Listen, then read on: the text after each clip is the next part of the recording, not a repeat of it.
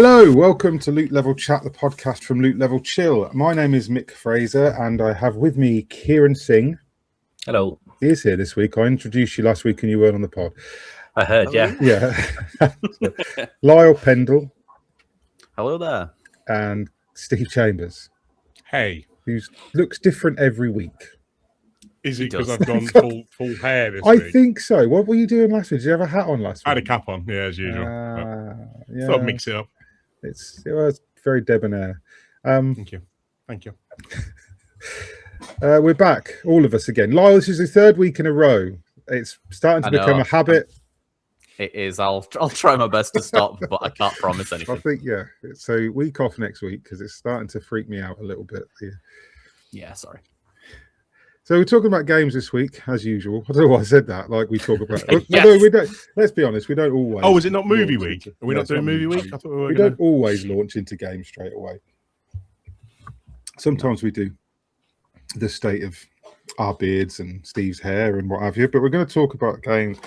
We've had a lot of remakes this year. I don't know whether everybody's noticed that this year has been quite a high volume of remakes, and a lot of them have been really good. Mm-hmm. Yes, we only give them 10 out of 10s, I've heard. Well, it's most. We had two remakes last week that we discussed because we talked about Assassin's Creed Black Flag and Star Fox, which, yes, we gave 10 out of 10 to. I gave 10 out of 10 to Black Flag and Lyle gave 10 out of 10 to Star Fox. Look, nostalgia does a lot of heavy lifting with remakes. That's just the way it be. But if the remake is a good remake and the original was already a 10 out of 10, which way are you going to go? Like, it is what it is. You can't just lie, can you? You can't just lie about that shit now, suddenly. Yeah, and so we've got another big remake to talk about this week. I'm not going to spoil the score because we've already given it away anyway. And we've got to talk about, and then I want to talk about one that is not. I didn't review it, but it wouldn't have gotten a 10 because I've played it and I'm not super thrilled by it. You didn't seem very down with it earlier. Yeah, and then we're going to talk a little bit about remakes in general, like maybe some of the ones we want to see, maybe there's some of the ones we don't want to see. We've had a few more announced recently. One particular developer has announced some quite tasty remakes, which I'm looking forward to, so we'll talk about that.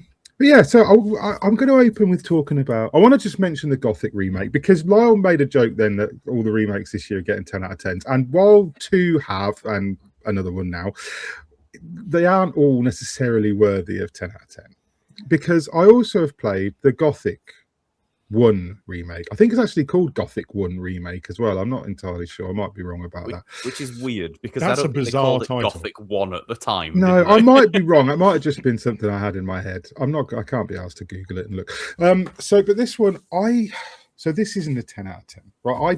I played a bit of it. I didn't play an awful lot of it. I didn't like it a lot. It came out about 4 or 6 weeks ago now, I think, at time of recording.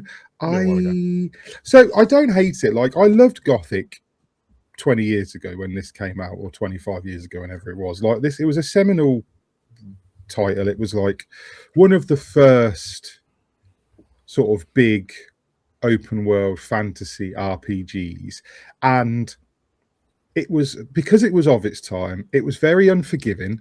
It was very, very janky. The systems are really quite obtuse and difficult to wrestle with. And that was okay when it first released. It was allowed. It's fine. Like, there's a lot of games now, if you go back and play them, that's why they get remakes. If you go back and play them now, they're not great, and they weren't really, but we didn't know any better. But Gothic is like, so the remakes we've been playing recently, like Black Flag particularly, Star Fox, the one I'm going to talk about in a minute, they took a lot of the stuff that was wrong with the originals and fixed them, like applied modern mechanics or modern workarounds to problems that we had that we have since fixed. There's not much point, in my opinion, in doing a remake and leaving the jank in. Is that not kind of the definition between a remake and a remaster, essentially? Yeah, because remaster in my head is like, here's a new coat of paint. Yeah, remake is we've looked at the systems, we've looked at what's there, and given it a bit of an overhaul.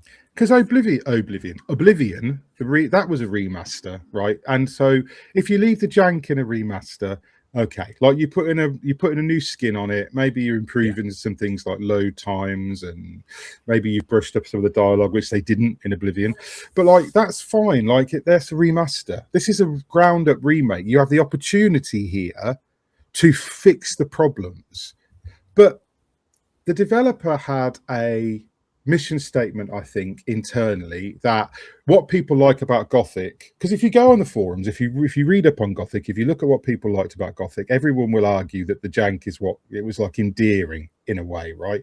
It's bullshit. Like, yeah, all right, it wasn't, maybe it was endearing because you have nostalgia for the jank.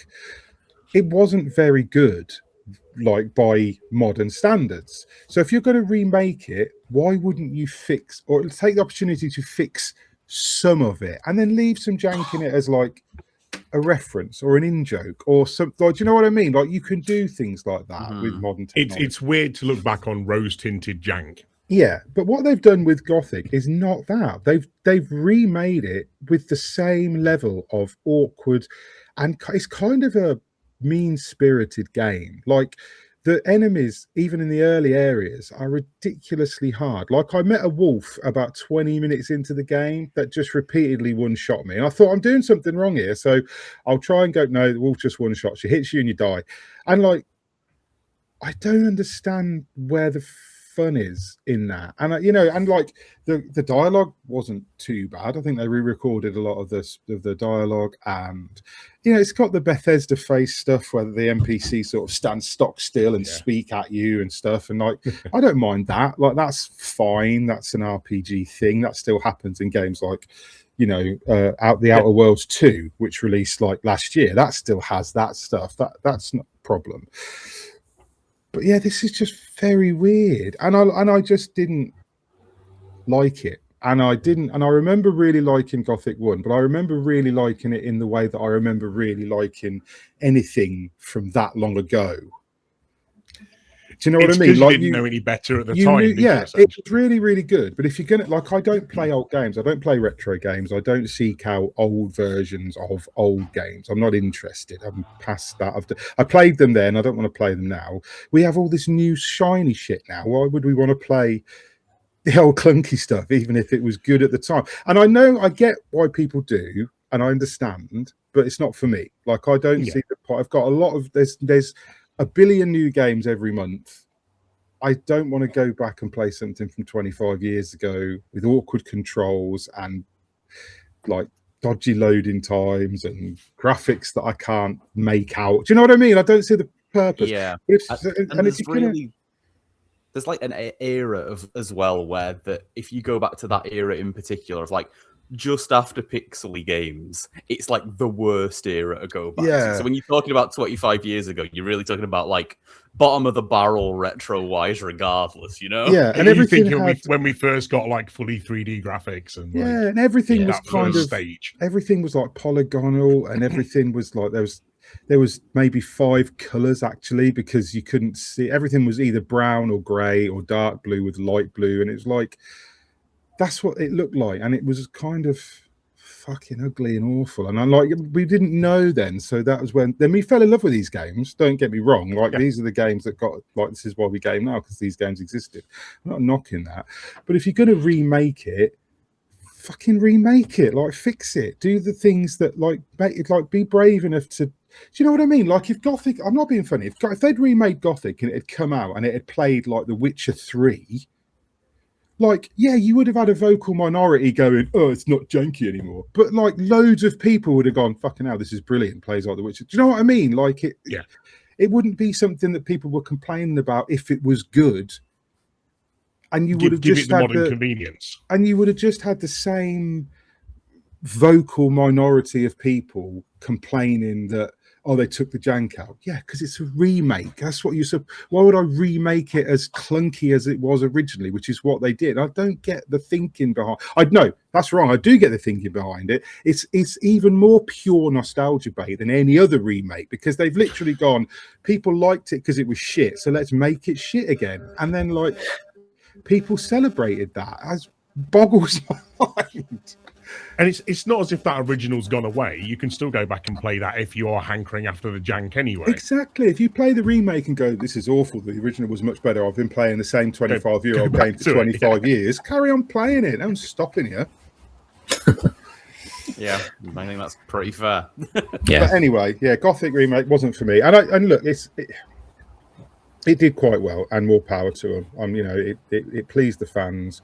I'm sure they'll probably wheel out the Gothic 2 and Gothic 3, and then eventually they'll get up to remaking, like, what was it? Ooh. Risen. It was the same people who did like Risen eventually. Oh, yeah. You know, they'll get up to like remaking Risen, and then it'll just look like it looked 10 years ago, because that's the level they're at. They're not really remaking anything. I hope they don't remake Risen. I really don't. It's fucking awful, those games. There's one good Risen game, and it's still good in a 6 out of 10 way. Because like, let's not beat about the bush. Like, Piranha Bytes are quite a famous developer for producing Eurojank, right? And I'm a fan of Eurojank. Like, I've reviewed it all sorts over the years, and I've always defended Spiders, Cyanide, Piranha Bytes. Like, Spiders are one of my favourite developers, and sadly Greedfall 2 killed them because they fucked that up royally somehow, after finally coming so close with Steel Rising and Greedfall, coming so close to getting to that almost AAA level. Steel Rising was a brilliant Souls-like, and Greedfall on PS5, I maintain, is one of the best open world RPGs, like party-based RPGs. It's Dragon Age level for me. I thought it was absolutely fantastic. Then they released Greedfall 2, and somehow it was like they gave it to the interns to do. And like, it's sad. Was there not enough jank in there for you, Mick? No, the jank, it wasn't about the jank. What the problem was that they changed the combat system. They swapped out the real-time, really quite good combat system. They swapped out for this weird hybrid tactical pause thing that Dragon Age did 20 years ago. And I couldn't get my head around why they did it when I reviewed it. And then it sold like shit. And then Spiders are now gone. And I'm like heartbroken, because I really, really wanted that developer to finally get somewhere.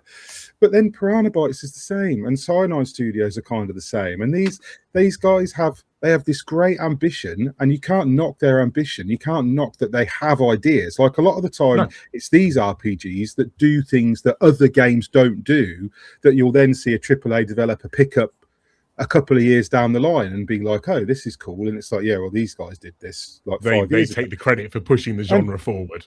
And like, that's kind of the game. That's what happens. But like, you can't like if a game is janky, you don't like. I don't understand the logic of going, well, people like the jank, so let's keep making. Like, if you have the ability to fix the jank and thereby make the game run better, why don't you fucking do that? Why? Like, and it's like, instead of heaping all these systems upon systems and trying all these experimental things, fix the fucking basic game so that it plays well. Anyway, that's the jank rant over. It just pisses me off that these developers have such talent, and it's just weird the things they focus on. We just wanted to celebrate remakes this week, guys, so we had to talk about Gothic for a while. Just kicking fuck out of Gothic. I've had a shitty day, so I've made Gothic a punch bag, and I shouldn't, because a lot of people like it, and like I said, whatever, enjoy it. I'm glad you enjoy it. But no, I tell you, I would talk about a remake that's good, right? Because we talked about 2 remakes that were good last week, and there's another remake that's very, very good this week, because I've been playing. And it's not even out, I don't think, until tomorrow at time of recording. So this is kind of like, we got this like mega early, and it's because it's Halo. It's Halo Campaign Evolved is what it's called. This is the same way Black Flag was. I didn't play the Star Fox remake much beyond the demo, but I said in the Black Flag review, this is kind of how you do a remake, and Campaign Evolved is the same. It's how you were supposed to do a remake, right? You take the base game, you fix what was wrong with the base game, and you maintain the essence of the base game. Like, that's the important thing. It has to have that same, because the whole point of a remake, in my eyes, is not to bring, because I'm an old gamer, so I don't care that it brings new people to the franchise. Like, I don't give a shit if a 15-year-old now picks up Halo for the first time and falls in love with it. Like, that's great for Microsoft, but I don't care, because what I want is the feeling that I had when I played it. Like, there's got to be like a tough balancing act between keeping that heart and that nostalgia versus bringing sort of the newer remake elements in there, and that's got to be constantly evenly balanced, I guess. And it is hard, and it's like I spoke about with Gothic. Like, this is what they try to do, I think, with Gothic, but in my opinion, they focused on the wrong things, because you're saying, well, everybody loves Gothic because it was janky. No, everybody loved Gothic despite the jank, because the game that besides the jank was a fun game. Like, people didn't know any better then, so they put up with the clunky systems and the awkward pacing and the funny animations because the game was good enough that you wanted to play it, and you didn't have an option of going and playing a Witcher 3 or a Dragon Age or a God of War, whatever. You didn't have that then. This was like the pinnacle of what you had. It was a great big open world game. If you wanted that experience, that's the game you played. So you put up with the jank. You don't bring the jank forward with the good stuff. You just bring the good stuff forward. And that's update the jank, make it modern jank. Well, it doesn't. I forget the jank. Fuck the jank, Steve. We don't want the jank. That's my point. So quick question then, because obviously with Halo, this has already had at least one remastered. It's had a remaster. So they released. So where's this differing now then? Right. So the remaster, to pull it away from just being the remaster. No. So the remaster was just a reskin with the Master Chief Collection. So they remastered Halo 1 and 2 in the Master Chief Collection, and then they left Halo 3. And what was it? Was it Reach? Was the other game in the Master Chief? No, not. Yeah, I mean, Reach. No, they left Reach everything out to it essentially now, because they were all available to add on post, so you could put those in there. Like I know was available too, and I know Reach wasn't in it originally because it was the Master Chief collections. I think it was just 1, 2, and 3, and 4 maybe. And they updated 1 and 2, and it's just a reskin. And all they added in the remaster of Halo 1 was the skulls. So they scattered the skulls around, which they brought in Halo 3, and then they retroactively added them to 1 and 2 in the remaster. Because they also had the cool idea where you could do the graphical swap over at the press of a button. Yeah. And I loved that. It was so cool to just flick between and go, oh god, yeah, that's how it looked. Yeah. And so that's what they did with the Master Chief Collection version. So they tarted up the graphics, but the game was the same.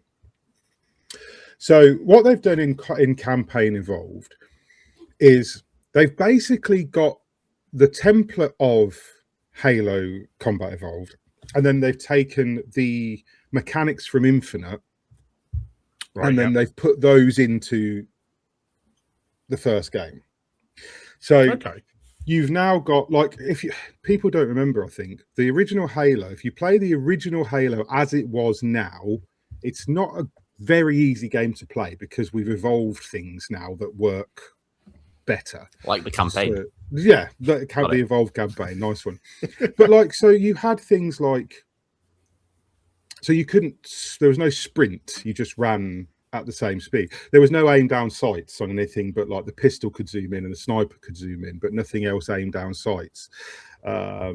It was things like that, and like, so it didn't matter that you take for granted now. You take for granted now. For example, like the control scheme, I don't remember what it was, but it was different because it adopted the Call of Duty control scheme later. I think we spoke about this before, because if you go into the original Halo 2 or 3 and you go into the control modes, there's a control method called fish sticks, which is the COD controls, which changes X, like reloaders on X and whatever. So like, it didn't have all that stuff. And what they've done, so with Campaign Evolved, they've taken the original Halo, they've given it, obviously it's a ground up remake, But it's so. I said this to Adam because when I first started playing, I said to Adam, "Is this a remake or a reskin?" Because I need to check this because I played Halo 1 a fucking lot, like Lyle and Star Fox. Yeah, this was your version. This was me in Halo 1. Me and my mate played Halo 1. I couldn't tell you how many times we finished the game. Like I said, we got to a point where we used to just break the game. There was moments where you could come out of a level, there'd be a Banshee, you get in the Banshee and you could take it somewhere, and you could skip the entire level by breaking the game and going like outside of the game. There was moments in the game where you could go high enough at a certain point and there were just like assault rifles spinning in the air shooting, because that was how they were producing the sound effects and it was stuff all the stuff that was hidden by the devs. Yeah, and like we broke the game in places, and like we used to play on Legendary and we would self-impose, can we do this whole mission just with punching and no shooting, or can we do this whole mission just with grenades, like punching and grenades and stuff. And like we used to do these things, we used to play it a lot. And so I know this game like intimately, like, so I started playing it, and because it's such a faithful remake in terms of where the sound bites kick in, because they've reused like most of the dialogue. It's some new stuff, but most of the dialogue's reused. And so it was, when you first play the first couple of games, first couple of levels, there were things like I'd kill an enemy, or I'd go into like an area, there'd be a cache of guns, and there was an SMG on the floor, and I was like, the SMG's not in Halo 1, why have we got the SMG? That didn't come into Halo 2. And so you've got the SMG. You can't dual wield it like you could in Halo 2. They haven't put dual wielding back in, but you can pick it as an SMG. And then like an enemy came out with an energy sword, which was already in Halo 1. I killed it, but then I could pick up the energy sword. You can't use the energy sword in Halo 1 originally. Like, this was added for Halo 2. So they've added these things. And like I said, the atmosphere is just, it's fucking on point. Like, everything is just, and and this is what I've said before about a remake. Like you could probably apply this to Gothic if you wanted to throw my argument in my face, but a remake should evoke the original. To me, like, I'm not a new customer for this. There's not many games they can remake now where, like Onimusha's coming. I never played the original Onimusha. I'm looking forward to that. I got no nostalgia for that. So if the Onimusha is it a remake they're doing, or is it actually a new game, isn't it? It's a whole new game. I think it's just a reimagining. Okay, so but that doesn't count then. But if there was a game that I hadn't played and I was going to play just the remake of it, fair enough. Like that, you're a new customer. But I'm not. So when you're catering, and this is Halo, this is catering to people that have played this for ever 20 or 25 years, 2002, I think, or 2001. 25 years. Yeah, I think it's 2002 because it came out in America first, is when they still used to do that. And I think like Xbox had it for like 6 months, and then it came out in Europe. Wow. And like I didn't play it until about a year after it came out, because my uncle had it and he was like, "Oh, do you want to play this?" And I was like, "Yeah, I'll give it a go," because and then I loved it, and I played it and played it and played it and played it, and like two of my mates, that with the chunky Duke controller? Yeah, massive controller. And like two of my mates bought Xboxes because they played Halo at my house, and then they were like, do you know what I mean? Like, we have to get this. And then we used to do LAN parties where we used to like bring tellies to each other's houses with our Xboxes and set them up in the living room. We'd have like 6 tellies and 6 Xboxes set up, and we'd have pizzas and beers and this sort of thing. And like that was really cool. So, but anyway, yeah. So that's what I want this to evoke. Not that, but I want it to evoke like that feeling that I had, where this game constantly made me think this is badass, or this. Do you know what I mean? There's a lot of moments in Halo for its time where it didn't even really have big cutscenes or anything, because it was before that sort of time when cutscenes were really good. So it didn't have that, but it still captured. It still did that thing. It still had the big moments, but it was in gameplay. It did that thing that gamers understand but can't explain in here. That thing that a good game does. Is it love? Maybe. And like, yeah, gamers don't understand love. You're right. Yeah, so that's probably it. But it did that. So the remake does that, which is what I was hoping it would do. Like, that's exactly what it does. And even with the improved graphics and even with the new mechanics, you forget that the new mechanics are new. Like, because things like sprinting and aim down sights and things like that are so baked in to an FPS mindset now. you don't notice that they weren't in the original. So it just feels like you're playing the original, but you're sprinting and using it like ADS and that sort of thing. You don't notice anymore that it's not the way it was. I'm wondering how much that changes it up, though, because, not having a sprint made you play a certain way. Like you'd be dodging behind cover and trying to use bits of the environment to pop out of. And whereas now I'm guessing you can just get your head down and fucking... Because I don't think that was in there until Reach, I think, introduced sprinting. Well, they had sprinting, but you had to have it as an ability. So it was like it was on a cooldown. So that's the other thing. They've added 2 of the abilities in this. There's you can pick up an overshield and you can pick up the cloak. Okay. And they just appear in levels. So like they're in there. And I kept forgetting I had them. Like I would run around the entire level with a shield and keep dying and be like, fuck, I've got a fucking overshield. I should use that. But there's a certain enemy density in Halo is always quite high. Yeah. And even on normal, which I played this campaign through on normal, the enemy density feels quite meaty. Like there's some of the levels later with the flood where it was just like, Jesus, give me 10 seconds to was it the library perchance? Breathe. No, it was one of the levels after. It was the assault on the control room comes after the library when you've got Covenant and the flood, and it was just like. So as enemies, so they've added enemies. So like in the second or third, there's the tank, the flood tank, the big ones that come at you like gorillas, and they've got the big chunky boys that jump in. So they've been added. They're in now. The first game, they turn up in 2s, and they take like 3 clips to kill, and they're a nightmare. And so it kind of, I think what it does is it balances the modern things that you've got. So obviously, Halo Studios are aware now that giving you aim down sights, giving you different guns, giving you the sprint button, and giving you these overshields and things is going to make the game slightly easier for the people that know this like the back of their hand. So they throw tiny little curveballs in, like suddenly there's like those guys flood tank. There's but everything else is kind of the same. Like I knew when the hunters were coming. I knew when I was going into a point where there's going to be 2 hunters because I knew the game well enough. And like the hunters are different. You used to be able to get behind the hunters and one shot them with a melee attack if you hit them. Yeah, or just magnum them in the back. On the worms. And it doesn't quite work anymore. It still takes a few shots, so they're a little bit tougher to kill. So there's little things like that, but. The actual game it only takes about 5 hours. There's no PvP multiplayer involved. So the longevity of this, even with the remixed campaign, which is fun, but you have to unlock it. It's not unlocked from the start. You've got to do something to unlock it. And people will be able to miss this if they don't obviously immediately Google it and find out how to do it. You would be able to miss the remixed campaign because you have to collect any 3 of the skulls. Right. And the skulls are hidden, but they're not like big blue glowing skulls anymore. They're little human skulls on the floor that you can barely fucking see. And the only reason you can spot them is because they have a little black tattoo on their head. And like you'll sometimes be running around and it will say pick up skull, and you're like looking around on the floor. What? And then like you find it. This is when you've been looking for those out of bounds moments, isn't it? And there's some skulls that are rewarded for doing stuff. Like there's a bit in the library. I'll give a little spoiler guide freebie away, but there's a bit in the library where you walk in, and I think it's not the library, it's level before, the 343 Guilty Spark level, where the Marines have been killed by the flood and Master Chief finds a helmet. Do you remember this? And he watches the recording.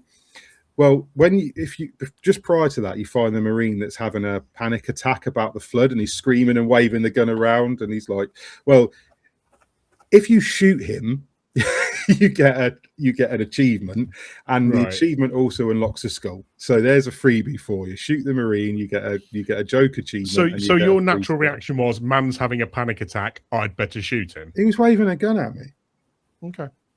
He was waving a gun around. It's good to know that if I ever have a panic attack around you, Mick, I should probably watch my back. He panicked me, a 7.5-foot super soldier with a tiny little Magnum pistol. But the most impressive thing, and I don't want to spoil these too much because I was kind of really shocked by how much they put in them, is the bonus missions.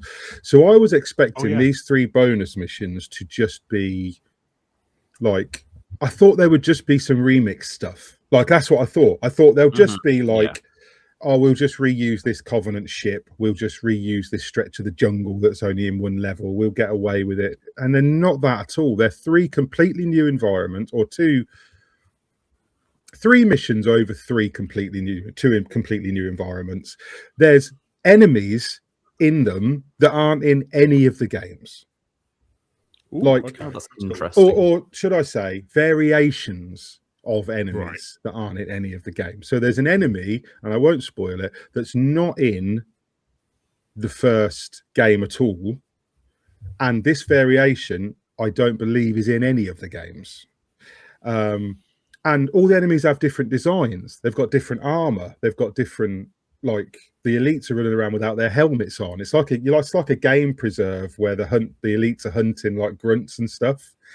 Nice. And it's like a ceremony, so you have to sort of disrupt it. And then it ends with a bit that I just wasn't expecting, like a whole set piece that just harks back to something in Reach that I haven't seen since in Halo, which I thought was amazing. I can guess where that's going. And weapons, like, all of a sudden, I'll only spoil one, but like the battle rifles in it, which wasn't introduced until like Halo 2, and that's only in these bonus missions. And like, they did stuff in them where I said to Adam, this feels like, I think they got to be secretly working on another Halo game or something. They've got to be, because there was assets here that they've made that like it's new stuff. Like, it's new. It's not just new skins, but the enemies move in different ways. Like, there's new sound bites. They've got these weapons. And fair enough, the weapons there's no new weapons, but they're weapons that aren't in the main game. They've added them just for the bonus missions.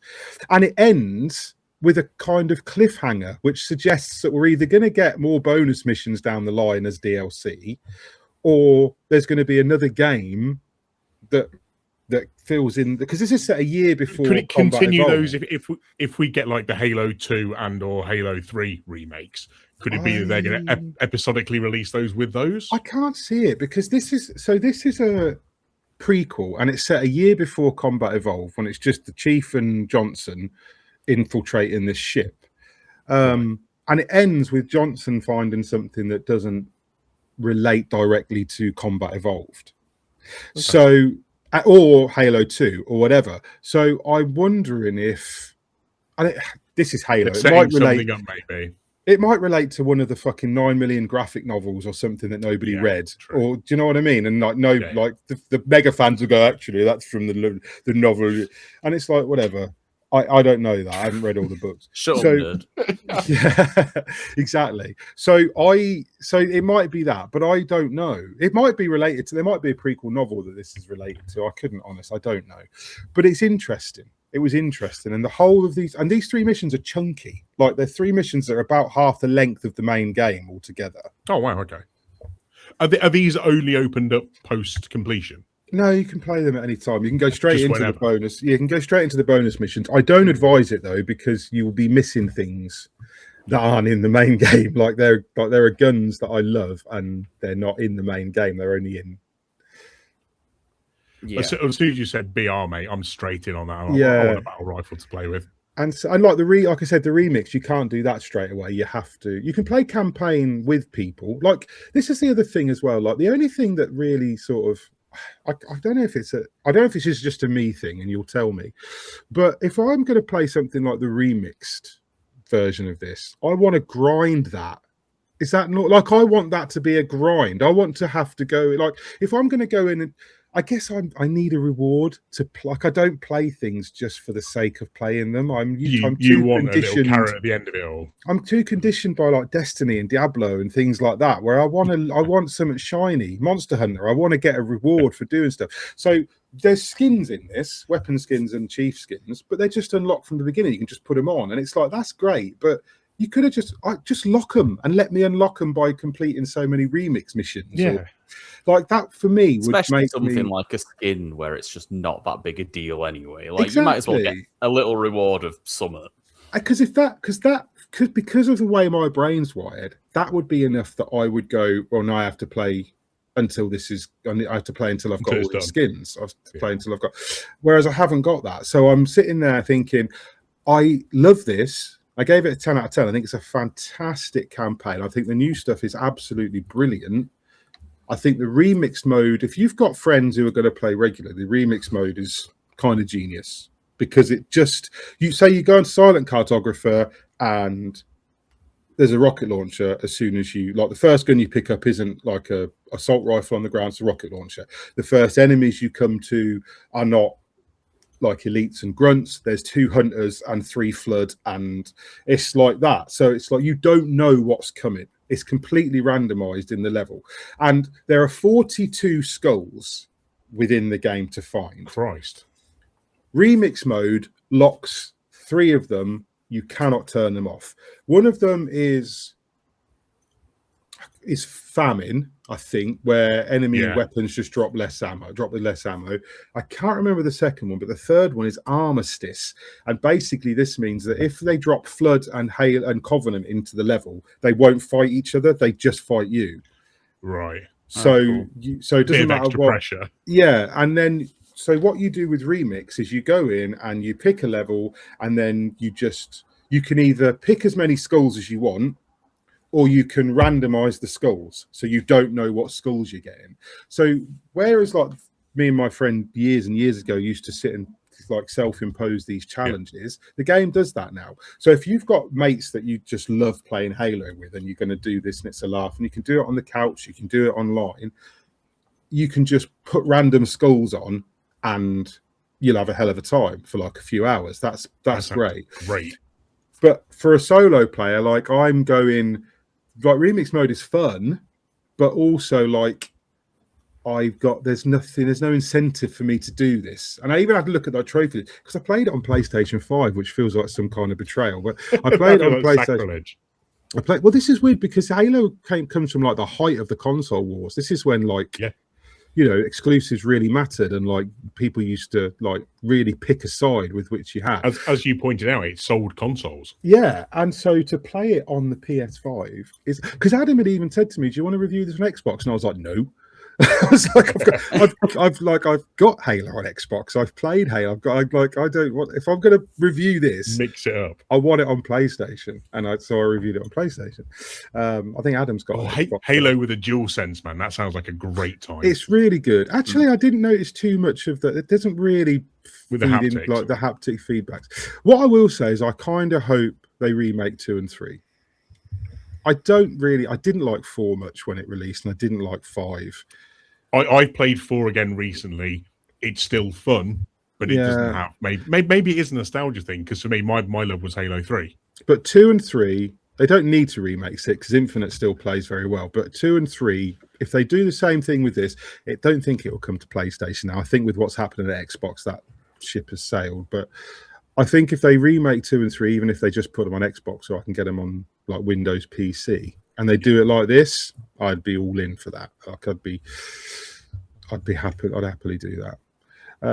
But yeah, it's really good, really good remake. And it's got a couple of issues. I have to be fair. It does have a little bit of performance sort of, and it's probably going to get patched. There's some moments there's some bits in Halo where there's just so many enemies and so many grenades exploding, and the Marines are running around, so the AI is just working super hard.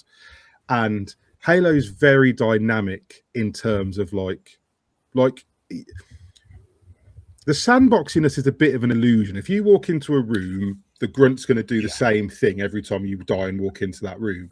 But what you do sets off chain reactions that change everything. So when you throw a grenade, it creates these cause and effect moments, and you get a lot of that, and then a lot of particles, and then it's like the game every now and again, the frame rate will just drop to about 20, and then it will just sort itself out again. I'm sure they'll patch it. I'm sure they'll fix it. It could have been because I'm running it on a base PS5. I don't know if it does it on the Pro. I don't know if it does it on the Xbox Series X. And it's still pre-release at the moment, so of course, yeah. It's probably a day one patch. We're still a week away from release, so we're still like a few days away from embargo at the time of recording. Yeah. So. Yeah, really that good. Week isn't going to go quick enough now, though, mate. Now you've said that, I'm all in on this one. It's super. I would just say it is short. Like even if you play the bonus missions as well, it's a 6.5 hour game, 7 hours maybe.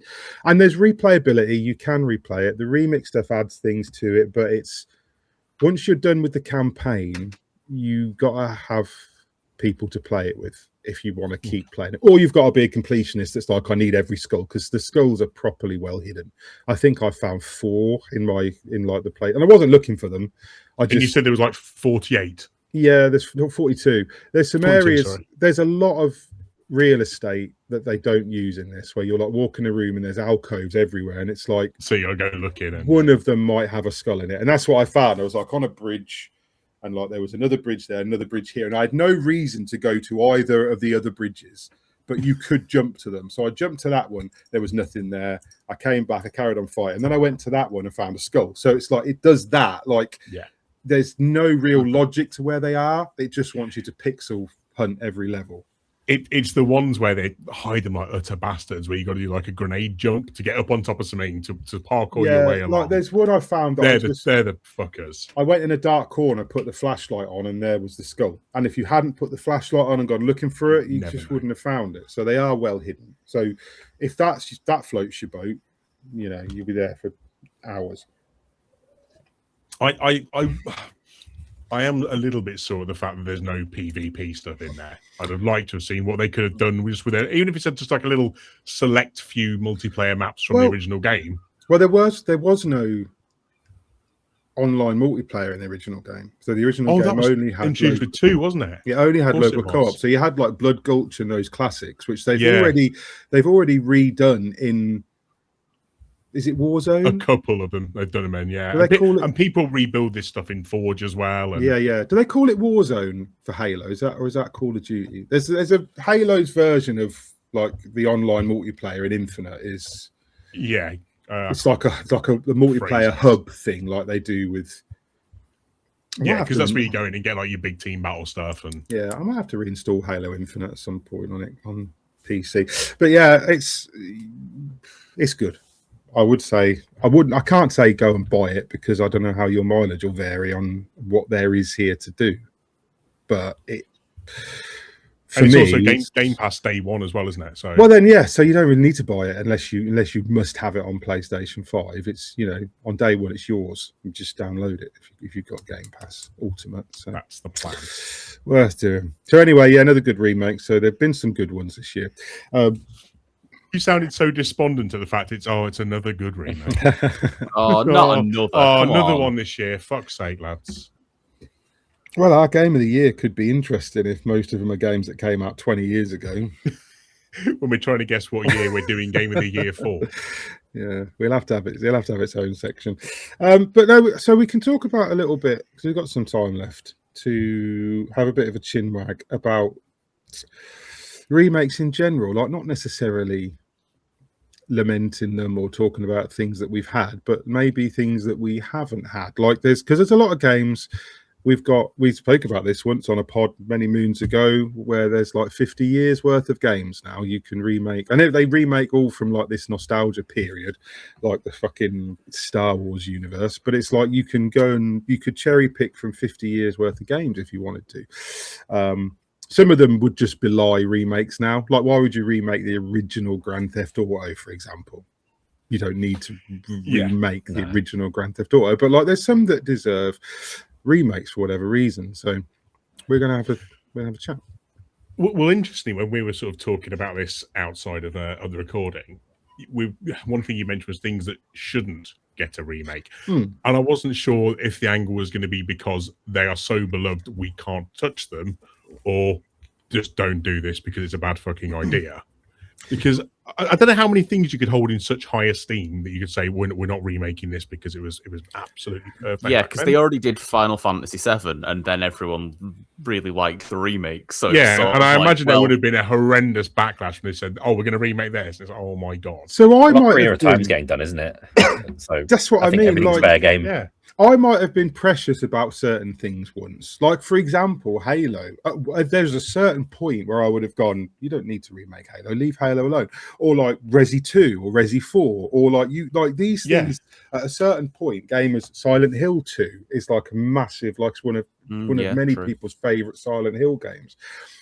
And look, there's a point where you might have said, that's sacred. Like, what are you doing? Don't touch that. But I think at this point, we've hit a point now, I think, in just the life cycle of the industry in general, where, and it's like films, nothing now is really, and like remakes just don't mean as much as they used to, because if you're remaking, like say you're remaking a Halo, like the original Halo, there's a lot of people that could now potentially play Halo Campaign Evolved that haven't played. Like, fair enough, if you're 12 years old and you've got an Xbox with Game Pass, you could play the original Halo if you wanted to.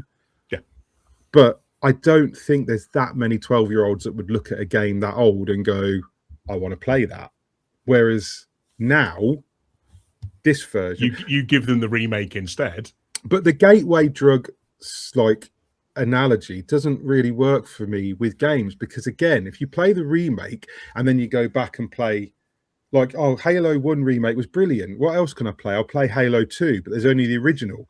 And it's you're back again. So, like, that for me, like, remakes, they occupy their own thing. And like Lyle said earlier, the original's still there for the people that are diehard fans and don't believe it should, because the remake doesn't erase the original. So anybody going, they shouldn't remake that. Why shouldn't they? Why? Explain why they shouldn't. Because you can still play the one that you love. So, and we've seen these sacred texts be developed now, like we said with like Resi 2, Resi 3, Final Fantasy 7. It shows what can be done with it.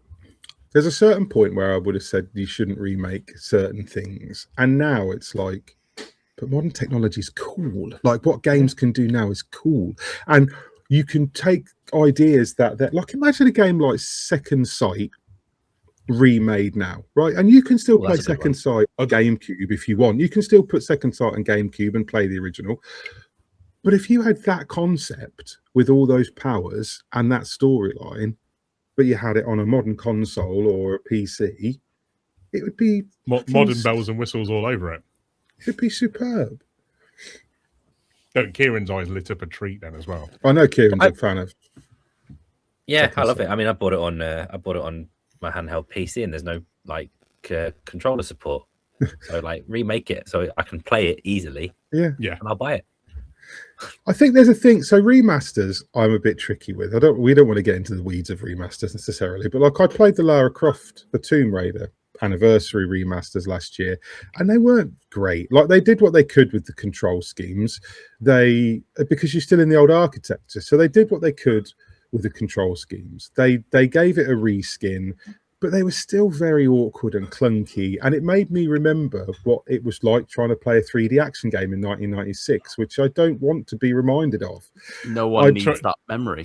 You might as well try to jiggle yourself to just the right angle to make a jump, or like, yeah. And I know, and now they're remaking it. So we got Legacy of Atlantis coming in February, which I fucking cannot wait for, because I'm. Is it me, or has that been like really badly messaged? Because I keep thinking that is a remake stroke reimagining. Or there's a remake and there's a new Tomb Raider coming. So there's both. That's what I think is confusing people. There's Legacy of Atlantis.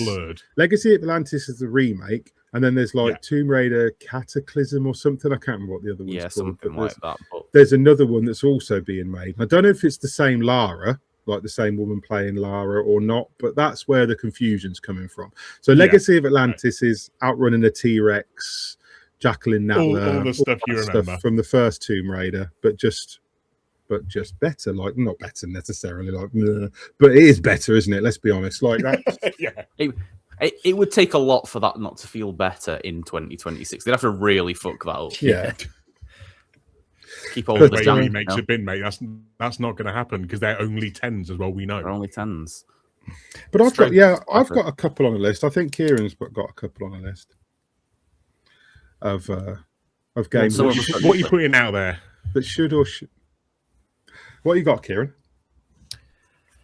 I got one that I think everyone wants. Is Dino Crisis. Yeah, everybody wants. Of course, that. Top of my list as well. I think Capcom are waiting until they've run out of reses for this. Genuinely, I do. That would make sense. I think we're going to get. So we've got Resi Veronica coming, right? Yep.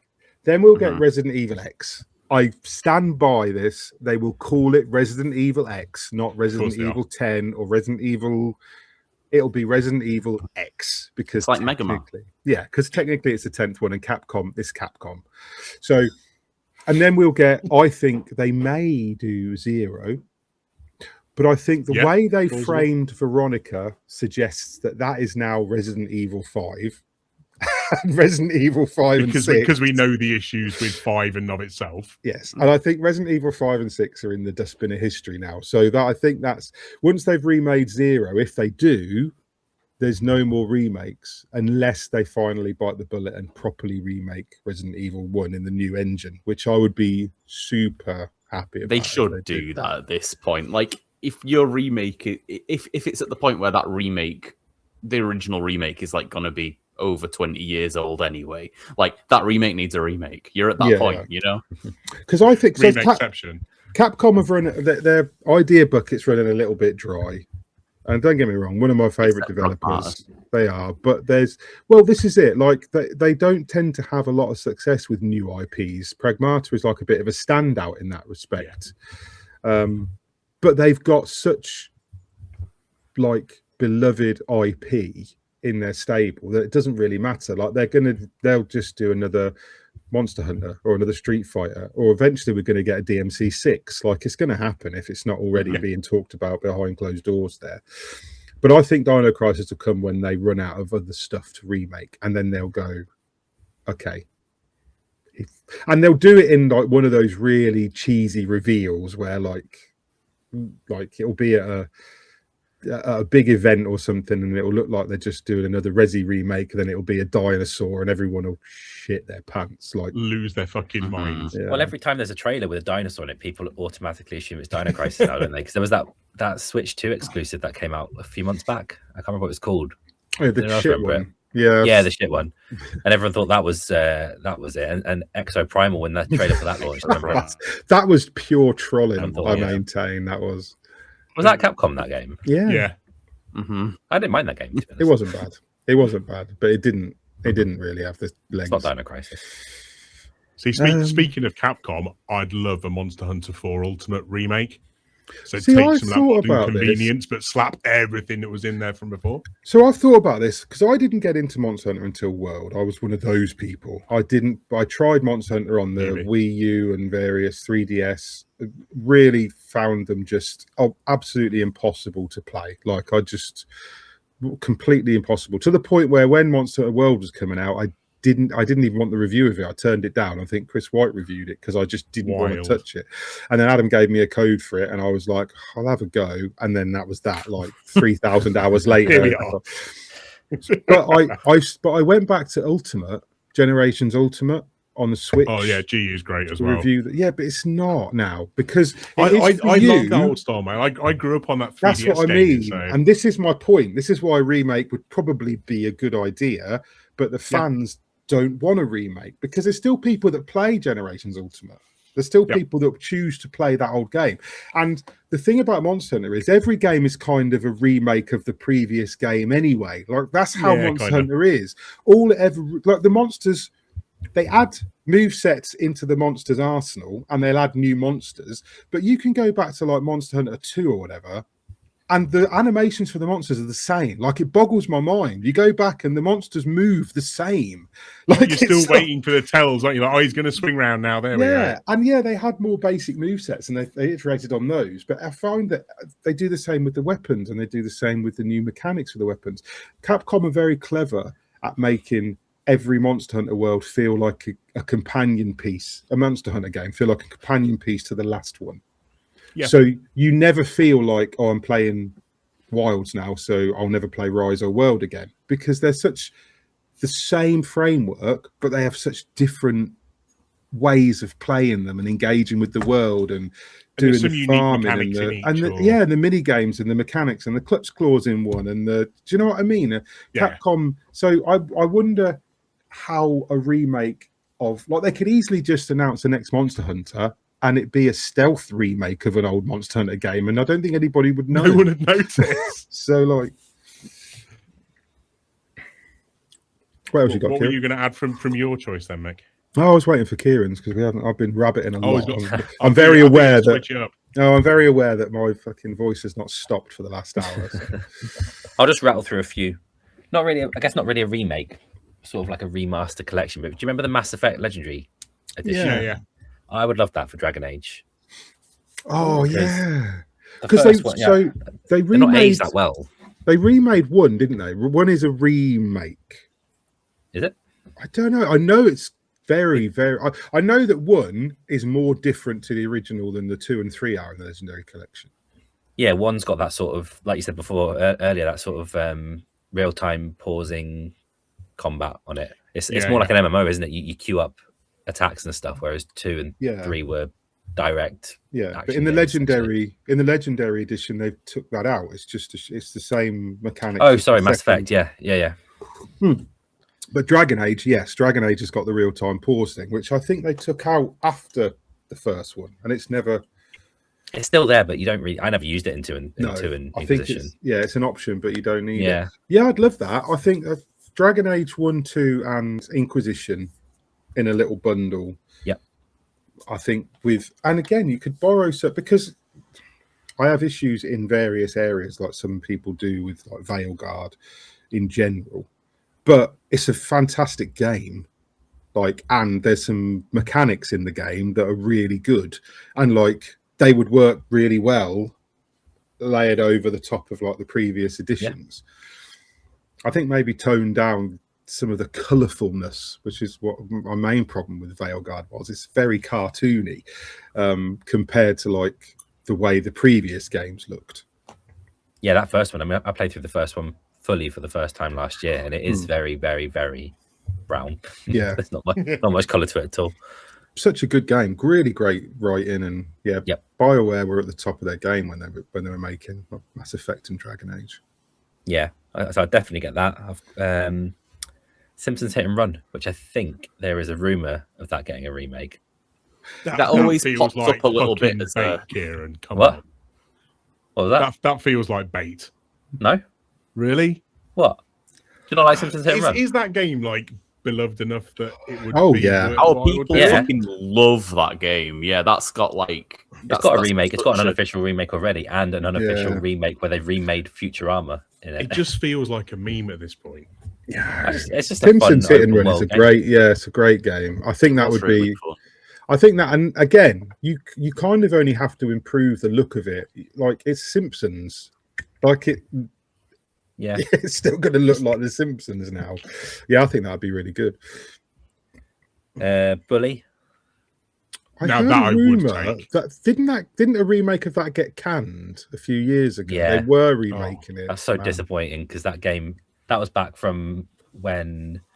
I think that was before GTA 4. Yeah, that was PS2, wasn't it? So it was before GTA 4. So it was back when it wasn't quite as fluid, or it didn't have that Euphoria system where there was more goofy physics. It felt more stilted and like the Warriors, that sort of tier of Rockstar game. Bully's setting, though, man, was so good. It was good, but again, it's a game that you would struggle to make.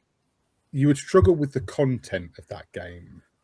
Yeah. Now it's of its time. And I know it was overblown at the time because it's not that bad. It's that you're a bully in a high school. There's even some moral lessons and shit in it. It's quite a really good game, but it was one of the games that got the moral outrage because it was Rockstar and it was set in a school, and it was around that era of people were still sore about.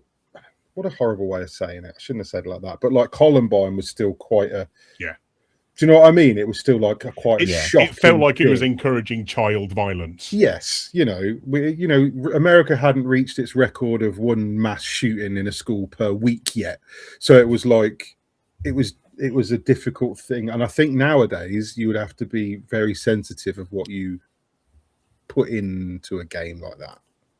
Well, it looks like there's almost an unofficial remake coming out this year. I don't know if anyone's seen the trailers for.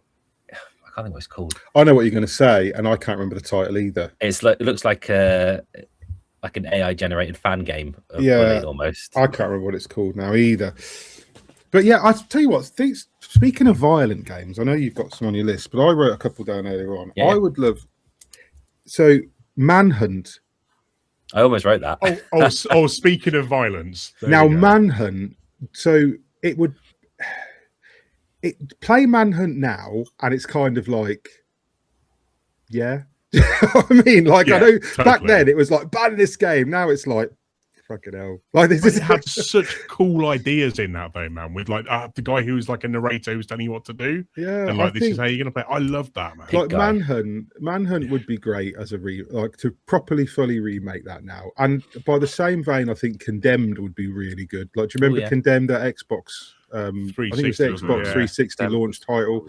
Really creepy. The second one leaned really into like the supernatural element of it. The first one had a bit less. Fist fighting. The first one was really cool. And I remember was the first one where it was just basically beat up homeless people. Pretty much. Okay, yeah, cool. But there lots of people who were clearly on drugs was basically the vibe. And I also had, so I would like, nobody wants this. I would like them to remake Final Fantasy VIII the same way they remade Final Fantasy VII. That is like my number one pick.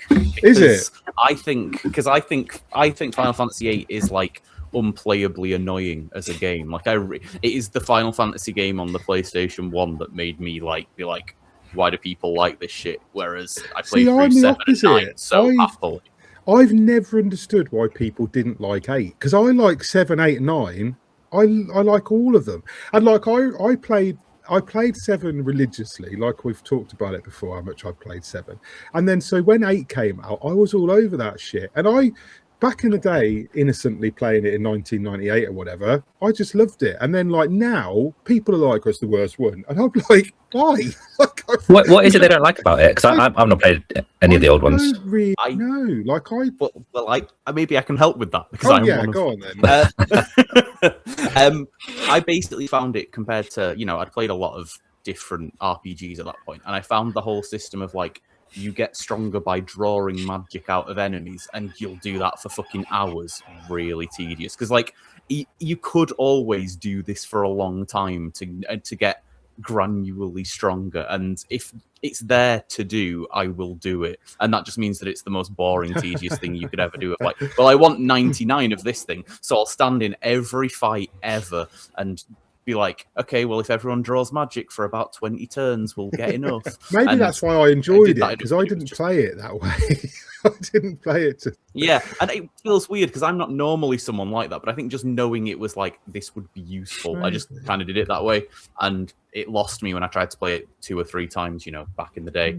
But like that, for me, is what would be great about it being remade, because if people don't like if the things that aren't liked about it are mechanical, then like they'll fucking change it. Like Final Fantasy VII Remake wasn't anything like Final Fantasy VII in terms of like how it played mechanically, combat wise, anyway. So like, but they changed the story as well. Well, yeah, true. Well, they added, we don't didn't know how much they? yet. They added and tweaked the story. We don't know exactly what they've done with it yet, because it's still a bit of a mess. Yeah, and it is still like the story's still a bit of a mess. Like it's still. Oh yeah, it's still a mess. Fucking nonsense. But in a different way. But I would take but I wouldn't want a Final Fantasy VIII trilogy. Just remake the game, give us the story, change the battle. Do it as a one-er. Because I thought School was good. I really liked the concept of like the gardens and like that sort of stuff they had in Final Fantasy. I thought the world was really good. I just liked it. And I think if they redid it. Is that the one that had triple triad in as well as the minigame? I can't remember. Yeah, it's the first card one, isn't it? Because I remember that being good fun at the time. That was the main thing I enjoy. I'd give it a go if they did that. I'll tell you one game that I would really like to see remade. This is one of my favorite games of the PS1. You guys would have heard of it, but no one outside of, if you're not into like the industry or games in general or the history of games, they don't know what this is. But you guys, maybe Lyle, definitely would know Vagrant Story. You remember Vagrant Story on PS1 with Ashley Riot and cool ass art style. fucking amazing. Like I that game for me was just one of the most unique and interesting games like ever. Still, it was very different. Didn't it have like the weird combat system where everything had like a sphere around it, and it was when those two spheres interacted that it had a combat system that was not turn-based, but it was like kind of grid-based, and like my brain barely remembers the details. All I remember is how much I loved it. I played it like about 10 years ago on the Vita. Played it again, and like really the art style had just aged well because it was such a cool and weird art style, and like had a great story. And I don't know what they'd do with a remake. I don't know whether they would be able to capture what it was, or if they'd just end up with something like the Syndicate remake, where it's just a game with the name Vagrant Story and there's actually nothing like it. Just make it an FPS, fuck it. But that I always remember that and Vandal Hearts as being like two of the mainstay sort of RPGs that I just played endlessly. That's the one I don't know, Vandal Hearts. Vandal Hearts is, they did a remake or a something of it. They definitely did at some point. About a decade ago. That's like a grid-based tactics. It's a bit Final Fantasy Tactics-y. That's like... Okay. But then you leveled up, so you had like different classes, and like you could level up. So you'd have a class that was like a warrior, but then you could level up and then you could take the class down different paths, and then you would have further different paths, and each different path would have different abilities, and eventually you'd have like this, you could have like this whole squad of like really different and versatile, and like in my mind's eye the graphics look like fucking Elliot, Adventures of Elliot, like that. Like that's in my mind's eye. That they probably didn't, but that in my mind's eye, that's probably that's the might art have done. style. Yeah, but you know what I mean. Like that 2D, that kind of chibi sprites, but Vandal Hearts was brilliant. That was really good. Great story. Had some really good mechanics, and I think that would benefit from a remake. But look, see, I'm precious with how they remake things. I want you to remake it so it feels the way it felt for me back then. I want that again, but with better graphics. Oh, just a remaster then, yeah? No. Yeah. It's got to be ground up. So who has Gothic 2 on their list, right, for remakes? Yeah, we're I'll going back to Gothic well yet, or I'd not? take the Pirates Risen. There was a Risen that was like with pirates. That was quite. That's the one that I played. I hated that game. Yeah. I bought that when I was a student at uni, and it was broken in so many ways. But I did quite like I'll tell you what it was. I like the setting, because if you put a game in a pirate setting, I'm there. And like I think that was all it was. I like the pirate setting. That was what they used a lot of the framework of that. Greedfall reminded me of that a lot, like the way they made Greedfall. Like it was a different developer, but it was the same sort of like piranha bytes and spiders. Their game shared a lot of DNA. Got him back on the Eurojunk. Sorry. No, I'm not. How would you feel about a remake of Sid Meier's Pirates, Mick? I wouldn't. It's got pirates. What more do you want? Have you played Sid? They did a remake of Sid Meier's Pirates not long ago, or a remaster of it not long ago. They improved some of it, the graphics, and if you play that now, honest to God, it will send you to sleep now. Really, that bad? Yeah. If you're going to remake that game now, just remake it like Sea of Thieves. Just fully pirate it. Don't give me the top-down snooze fest of everybody constantly fucking threatening to mutiny and. Like every port you sail into, they want you to marry the governor's daughter, and then you have a sword fight, and then you sail away. That's what pirates did, mate. Yeah, they married all the governor's daughters. Yeah, that's the whole point of pirates. The governor's daughter in every port is the same. Yeah, is that the famous saying? Yeah. What else you got on your list, Kieran? I got a few PS1 ones, seeing as because I've only got one more on the list, so let's have a couple of yours. A few random, again, just games that I liked a lot when I must have been about 7 or 8 when I had a PS1. So I've got fond memories of these. Did anyone play Sheepdog and Wolf? I've heard of I that. know the Never name. A little played bit, it. yeah. It's a stealth. It's a Looney Tunes stealth game. I love stealth games, and I love Looney Tunes, and you don't really get games with them anymore. It's a niche crossover, that's for sure. Yeah, it's a It niche was cartoon weird that's at the based on. time. Yeah, it was, because nobody'd ever watched Sheepdog and Wolf. Like they're not popular characters. Road Rash. Oh yeah, Road love Rash. Road Rash. We had a game just like that though a few years ago. Yeah, we did. I never played that though. It was on PC, I think, wasn't it? You wanted the Road Rash name.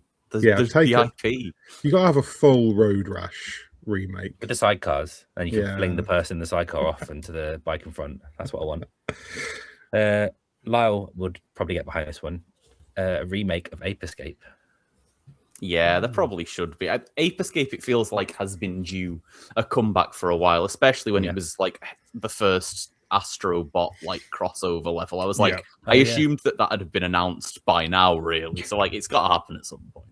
Feels like it's made for the DualSense with all the like the gizmos and stuff it's got. It's basically it was basically the Astrobot of its time of like sort of showing off hardware. So like, I don't see why not.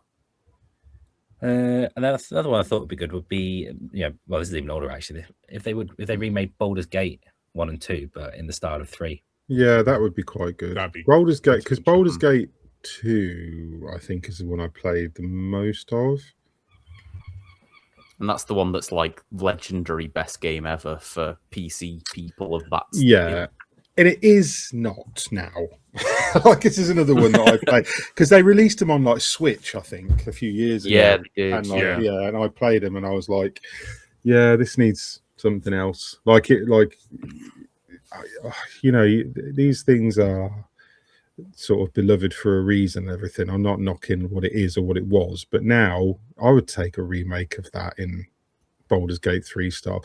But again, I don't think they would do it. I don't think they could do it. No. They would have to make it Baldur's Gate 3 again. So it would have to be 10 times longer with more characters and it would just have something in it that meant like there would be the spine of the story would be Baldur's Gate 2. The main characters would be, and then they'd just add so much to it because like compared to Baldur's Gate 3, it's very basic. Like there's not anywhere near the kind of level of choice and complexity and but if they did maybe that'd be the beauty of it being the remake though, that you could add all of that in and bring it up to that modern standard. I'll tell you what I'd take a remake of as well. Siphon Filter. Yeah. You remember Siphon Filter? I never got into those, man. Gabe Logan, they were good. They were overshadowed by Metal Gear because they were quite similar at the time. Like I don't think they were ripping off Metal Gear, but they were quite a similar setup, like lone operative, blah blah blah. Gabe Logan, that was his name. Don't know why I remember that, but Siphon Filter. It was in one of the quizzes not long ago, and I think you got it then. Yeah. I'll tell you what else I'd take. Fucking Splinter Cell. Yeah. Oh, Splinter Cell in a heartbeat. Don't give me a new Splinter Cell. Just remake the first one. Make Michael Ironside do the voice again. Even though I think he's about 90 years old and probably retired. So take the opportunity while we still can. You've got to hurry. Dead. Or just get Kiefer Sutherland to just do it instead of because he's not. Instead of because he was Solid Snake, wasn't he? Yes. Let him be Metal Gear and Splinter Cell. That's great. Because the Splinter Cell games were so good, and Chaos was it Chaos? What was the Chaos Theory? Chaos Theory. What? Super that was the third one, wasn't it? And it's been so long since we had a Splinter Cell, and it's like, why has it been so long? Like, why has it been so long since bring it back and bring back the multiplayer because the multiplayer for Chaos Theory was one of the best multiplayer games. Oh, that was the Mercs versus Spies. Yeah, and wasn't one first person, the other was third. Yeah, that's some good shit. It was so Dead by Daylight before its time. Yeah. But and while we're on the subject of, you got one, Lyle. I was just going to say, I'll come up with a few colourful ones that aren't just all about shooting people, because, that's what I'm here for, isn't it? I had another shooting people one, but go for it. Of course you did. Well, we can make a gun sandwich, and the filling can be all the colourful Nintendo shit, or, all that sort of stuff. So, like, I mean, we're getting Ocarina of Time, aren't we? So we don't need to talk about that, but that's good. It is wild. That'll be the next time we do this same podcast where we'll talk about remakes again.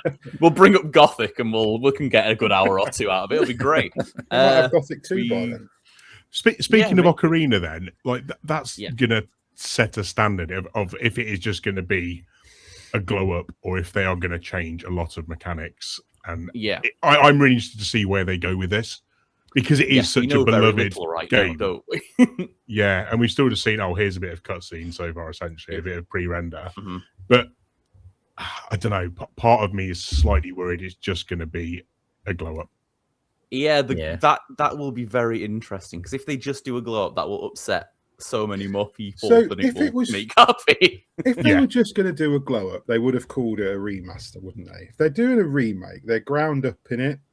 And it is like Link doesn't even look the same at all. Like, it's a different style and that sort of way. So it seems unlikely. Nintendo aren't above remasters, so if that's what they wanted to do, that's what they would do. So the fact that it is a remake suggests that they're at least going to use something modern, some modern framework. And we did have the 3DS remaster as well, didn't we? Yeah, we did, and that was more...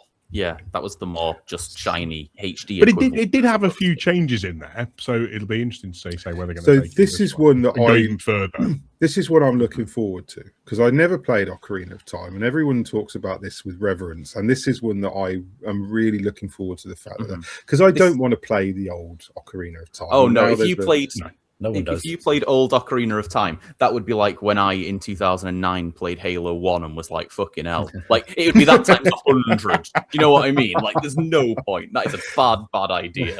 So, yeah, this is what we need for that sort of situation. That's very, very important. Yeah, so I'm looking forward to it. Definitely. And then, I Pokemon very much follows a trend of remaking games. So these aren't like pie in the sky dreams, but like we haven't reached the point yet where the 5th generation of Pokemon Black and White, which are my favorite games, have had the remake treatment yet. So I'm waiting for that, and that should be soon, realistically, if the sort of order of things continues the way it does. So that would be because they're getting on a bit now as well, aren't they? Yeah, they were the last DS ones. So yeah, so they're the ones that are like everything from them forward has had remakes, and them backwards has had remakes. So they're the last 2D one that hasn't, I guess. Before they that's got to be coming, man. Yeah, and that was what was so cool about those games is like they were sort of showcased as being like a reset to the games, where in the game themselves they didn't have any old Pokemon. It was just like they had their own new 140 whatever. And you couldn't like Pikachu is not in Black and White. That's fucking weird because it's a Pokemon game, and they bizarre. And you could get them into the game by like trading them from old games and shit like that. But like it was that's some one that would be very me. I also have some much more. I mean, the issue with talking about remakes is you talk about them and you go like, "Oh, that one's coming already, isn't it?" Like Persona 4, or I was thinking of. I think I saw something in the news about them potentially re-bringing up the Knights of the Old Republic remake soon. I saw that, yeah. So I'm well up for that because that is the best Star Wars game.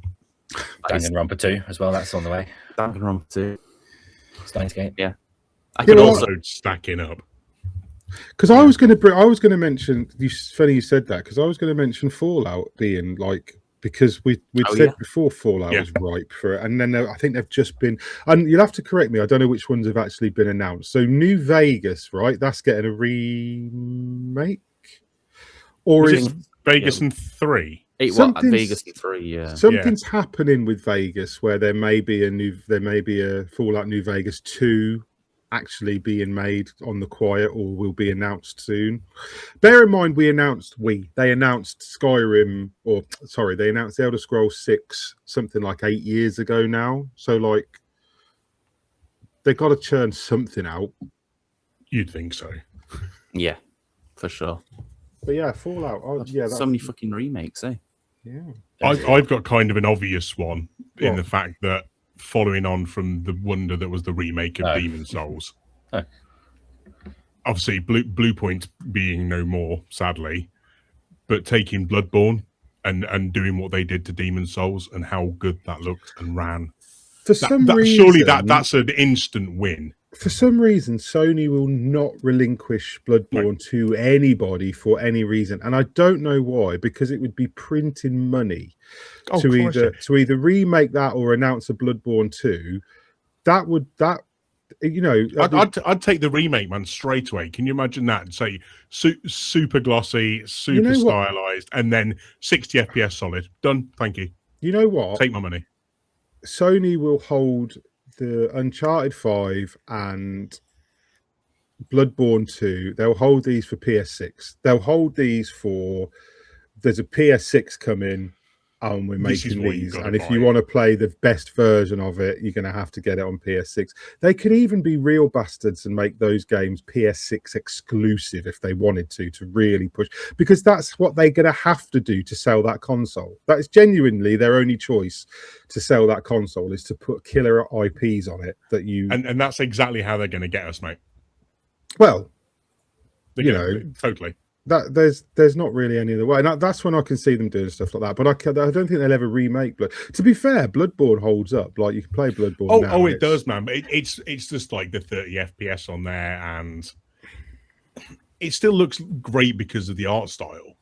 But it does look a little rougher at times now, because we've got so used to modern high def. And so you go, and it's not that long ago, but it's long enough where you notice the cracks a little. See, I'd take a ground up of Dark Souls. I thought they would have got Bluepoint to do a ground up of Dark Souls the way they did straight after Demon Souls. I mean, the fact that Bluepoint is no more is fucking. I don't know what the fuck is going on in the industry at the minute. Xbox and Sony just fucking taking devs behind the sort of cattle shed and executing them like it's fucking beggars belief, to be honest. And these are not studios that are fucked up. Some of these studios are like churning out bangers but still can't carry on. Bluepoint genuinely they made magic with the remakes they produced, and like, I don't know, it's a whole other podcast, but like, I just think you could do this all night, couldn't you? There's plenty out there to go at. Like you said, you've got 50 years worth of choice. And like, we've been playing games for so long that we would take remakes of most stuff. Like, do you know what I mean? Like, we're not precious about it. We wouldn't be like, don't make that. It would be like, yes, no, I want fucking Alpha Protocol, and I want Dark Souls, and I want. Yeah, the last one on my list was Alpha Protocol, which I was going to mention, because that, I think. But then we kind of. First Light has a lot of that DNA in it. When you actually go, if you go back and play Alpha Protocol now, because that was Obsidian, but it plays like it was, doesn't necessarily play.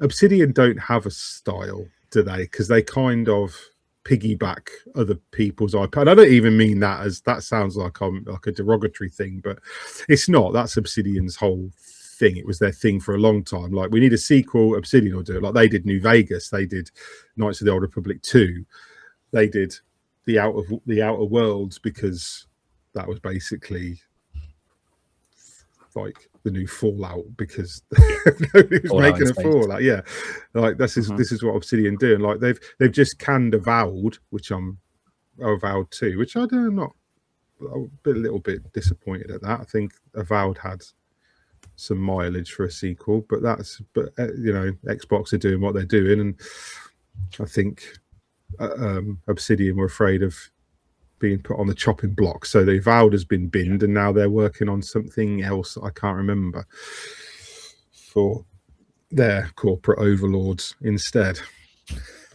Yeah, hopefully. So maybe remakes. They're probably remaking something. Xbox have probably been like, fucking remake 476. Yeah, maybe. Like. But yeah, so that's I think, are we ending it there? Because we seem to have run out of. We probably fucking should, because like you said, we could just keep going and going and going with them, though. Because nothing is so precious nowadays. I mean, seeing what can be done, that you would think, they're going to take this and fucking destroy it. Because they're not. They're just going to make it better. But it'd be nice to hear from, because I've noticed that our subs have climbed a little bit recently on YouTube. It'd be nice if people could like jump in and tell us, like, give us your answers and what you think we should have a remake and what shouldn't have a remake, and what you think about remakes in general. Would be great. And then, give us some feedback. And it's only for the low cost of a like and subscribe as well. So you don't even have to like and subscribe. It's not a lot to ask, just to put it out there. Yeah. Just a bit of engagement, please. Anyway, validate us. Before I start begging, I don't need validation. I've got Lyle validates me. Yeah, that's our arrangement. That's not the arrangement I heard about. Yeah, well, that's not for the different arrangement. We've got a few. Okay, fine. Different podcasts, Steve. That's behind the paywall. Yeah, LLC After Dark. That is. Ooh. Mm-hmm. So yeah, we'll leave it there. As usual, this goes out on a Monday. And the bonus pod, which we're going to go and do now. So we're doing something different tonight on the bonus pod. We're going to tier some games, some high-scoring games. So a peek behind the curtains is that we're looking at different ways of doing the Game of the Year stuff this year. We've got 6 months or 5 months until it happens. So we are thrashing some ideas out. And one of the ideas we've got is whether we do a tier list system. We're not sure yet how we're going to do it. So we're going to dry run a few things on bonus pods for the next few months here and there and try some things and see how the Patreons respond. So if you want a hand in potentially shaping that or giving us your feedback, you got to subscribe to the Patreon and get involved over there. You can get in the Discord where you can have a chat with us and you get the access to the bonus pod. Lots of stuff goes on in the Discord as well. It is quite considering it's not a huge amount of people in it, it's quite a lively Discord. Like there's always stuff going on. There's tons of channels, play games and talk about games, and there's a fantasy league and all sorts in there. So it's worth looking at. And they're a friendly bunch. Some of them are a friendly bunch, and some of them are cunts. You're not always around, Lyle. So not always. No, it's like the podcast. Yeah, yeah. You'll like some of them a bit, maybe if you get at least one of them, you'll like some. You'll like me. I'm there. Yeah, Lyle's so you'll be there. fine. Come join the Discord. Maybe make a friend. Yeah. So yeah, that's it. So that's it from us tonight. We're going to go and do the bonus pod. So thank you very much for coming. I've been Mick Fraser. He's been Kieran Singh. He's been Lyle Pendle, and he's been Steve Chambers. And you guys, as always, have been lovely. Bye.